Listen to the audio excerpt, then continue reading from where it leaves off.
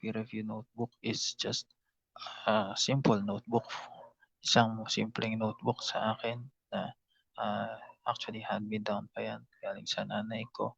So, it's important that you work with what you have because what you have is also what you will be working with kapag ikaw ay naging environmental planner na licensed. So, yan. Okay. So, thank you for that comment, Richmond. Okay, any questions about this? So, right now, I will be showing you some highlights of my uh, review notebook, especially kung paano ko i-organize yung aking mga notes. So, let's go to the next. So, yan. That's the first page or the cover page of my review notebook. So, it's not sponsored. So, wag nyo na lang pansinin yan. But really, that's just the important, that's the company of my, kung saan nag-work dati yung mother ko. So, you see here, some reminders for myself. So, tips in answering questions for the environmental planning board exam, the general coverage that I got from uh, reviewer, and also my review schedule. Teka, tanggalin natin. Okay, my review schedule. So, you see here, I was working I was teaching in UP as an assistant professor when I was reviewing for the 2018 board exam. So, the environmental planning process and techniques, history. Wednesdays, I do for legal framework. Thursdays, plan implementation and administration. And then Saturdays, I CLUP and CDP process. So why don't I review for Fridays? Because I try to insert yung testing. So I try to do sample exams or just rest because of syempre stress ka din sa buong araw ng pagtatrabaho at pagtuturo. So these are yung mga areas of subject areas ng ENP board exam which you can also visit. You can see some of my major tips sa pag-review for the environmental planning board exam at EnPTinio.com. And if you get also the affordable self-review companion, you will also get links to important review materials per subject area. So all of that ay nasa enptinio.com. So again, ang review schedule na ito ay not fixed but also consistently observed. Okay, so halimbawa, mayroon biglang naging emergency. Of course, life comes before the uh, review. Okay, so are there questions about the review schedule? Comment it here so that I can I can answer them. Okay. So, some study tips na nilagay ko dito. Sorry. Some study tips dito. So, spaced reading, making a plan, finding links between topics, asking how and why, and then looking for everyday examples and connecting visuals and words. So I also have a separate article on my top 4 tips for passing board exams. So search nyo ng board exams sa EnPTinio. Sigurado that's one of the things na lalabas or board exam tips para masigurado. But one of the things that I want to highlight here is yung spaced reading. So alam niyo naman kayo, lahat naman tayo dumaan ng college or dumaan ng high school. You really can't, you can cram for the high school or college exams, but you can't really cram for board exams because of the generally broad napaka-broad ng ano, ng topics. So, how long did you strictly stick with your schedule? Ang tanong ni Richmond, and also how many days or months did you spend reviewing? So if you read my article on lessons learned for taking the board exam and also yung tips for reviewing the board exam, I decided to take the 2018 board exam in January. The exam was in June. So I started reviewing 6 months before the exam, but I started really focused reviewing around March. So that's 3 months of consistent review. So I reviewed at night, at least 2 hours at night. So nandun din yun sa isa kong article on creating a flexible plan. So search nyo lang dun. How many days or months did you spend reviewing? Yun nga, one at 3 months of uh, consistent nightly reviewing. So pag Sabado, meron din akong schedule ng review, yan nga, lalo na yung CLUP and CDP process. But also, I tried to blend in some resting time kasi nga hindi rin naman gagana yung isip natin kapag puro tayo review. Okay, question from Miss Garcia. Anong topic ang mas marami sa exam? Makikita nyo yan dun sa inyong notice of admission and exam guide. I think 50% yung yung history, if I'm not mistaken. I have to check, but if you can visit EnPTinio.com, I hope I wrote about it there, yung dividing ng grades. So, pero ang mas naalala ko, syempre, personally, is yung mga hindi ko masyadong confident na pinag-aralan. So, if you follow me, you would know that out of the 3 subject areas, ang pinaka-confident ako talaga is yung sa history and concepts of environmental planning, subject area 1, because college pa lang, pinag-aaralan na namin yan sa BS Geography, Economic Geography, yung land use planning. So yung medyo hindi ako confident is yung pagdating sa environmental processes, and yun nga lumabas din yun sa results ng exam ko. Yun yung isa sa mga dun sa tatlo, yun yung yun yung pinakamababa ko sa tatlong subject areas. So I think if I would give a self-reviewer tips, Miss Garcia, dun po sa topics na gusto niyong i-prioritize, siguro prioritize natin yung mga comprehensive materials pagdating sa law, halimbawa yung local government code, tsaka yung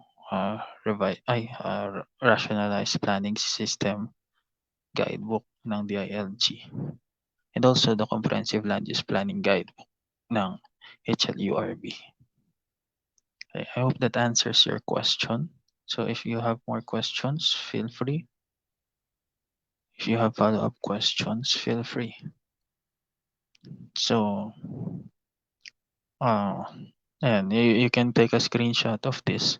I'll also upload this sa aking Facebook page or sa website, siguro mas maganda. So again, make a plan. And if you can't make yourself a plan as a self-reviewer, you can explore yung in-offer ko na review plan that can help you jumpstart your review process, your self-review process. Okay, so check that out at enptinio.com. Okay, so this is this is my organization method, indexing. So makita nyo dyan, siguro meron din kayong mga ganitong process as note takers. So ito yung isa sa mga pages ng the indexes ko. I I learned this from the bullet journaling technique. Bullet being BULLET. So yung bullets journaling, inano ko lang siya, sinimplify ko lang siya para hindi siya masyadong iniisip, So, ito yung isang area. So, the environmental planning processes, techniques, and strategies. So, you see here, ang medyo na-fill-upan ko is yung CLUP process because I chose to focus on the things that I do not really have a deep understanding of. So, or a broad understanding of. So, yung GIS kasi medyo gamay ko yan because yun nga, BS Geography, uh, kumuha kami niyan mga uh, at least 10 units. So, with tas meron pa ako niyan sa masters ko. So, sa CLUP process, makikita nyo maraming mga uh, numbers, mga pages dyan that all of these ay available naman online. If you need help linking with the links, visit enptinio.com. Nandun naman yan sa how to review for environmental planning for ENP exam subject area 2. So subject area 3 pala, subject area 3 is plan implementation. So yung PPPLG yung manual din, pinag-aralan ko rin yan, not only for the exam, but also for my personal uh, aspirations. Siyempre yung PPP ang drive ng government ngayon. So if you will become a consultant, you would need to understand it very well. Okay, so before you give questions, I think I'll show you an example. Yan. So makita nyo, kanina, CLUP process, meron siyang nakalagay na pages. Then sa main body ng reviewer ko, makita nyo, this is page, I think page number 10. No, sige, dito na lang natin. Nawawala siya pag nilalakihan. So, this is, I think, one of the pages. Sige, wait lang. So, for the CLUP, so, nandyan yung 12-step process, anong section siya sa local government code, and then some of the important phrases, in my case, kung ano yung definitions niya. So, sa CDP, for example, sa CDP guide, meron siyang sinasabing 14-step process, which I thought would appear, pero hindi ko matanda ang nag-appear siya sa sa ENP board exam. So in the case of plan implementation, in our case in 2018, so that's 2 exams away, mas nakafocus siya dun sa ang mas natatandaan ko mga questions is yung funding, how the local government will access funding in the planning process. So yan, isang page din yan of so yan yung page 9 and 10 ng aking ANP review. So until now, I have the ANP review notebook, which I also used to study for may mga interviews, or also for just refreshing my mind of the different concepts, and may ambition 2040 pa dyan, which I think lumabas dun sa exam. Okay? So again, ang isang palang disclaimer dito is every exam has a different set of questions, and as the need arises, sabi nga dun sa sa local sa ANP law, as the need arises, the curriculum can be in the subject areas can be modified. Okay, so that's the short presentation of my ENP board exam review notebook.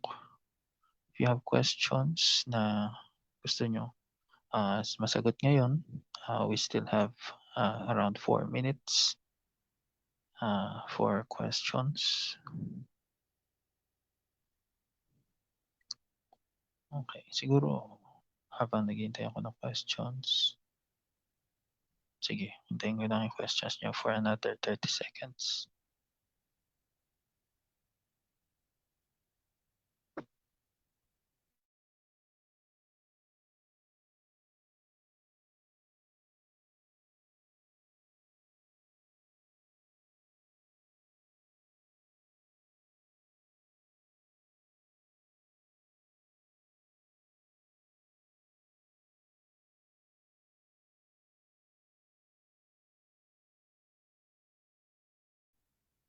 Okay, Richmond. Anong ibig sabihing bitin? Ano bang hinahanap mo? 'Di bale sa susunod, ginagamay ko pa kasi yung live na 'to, eh.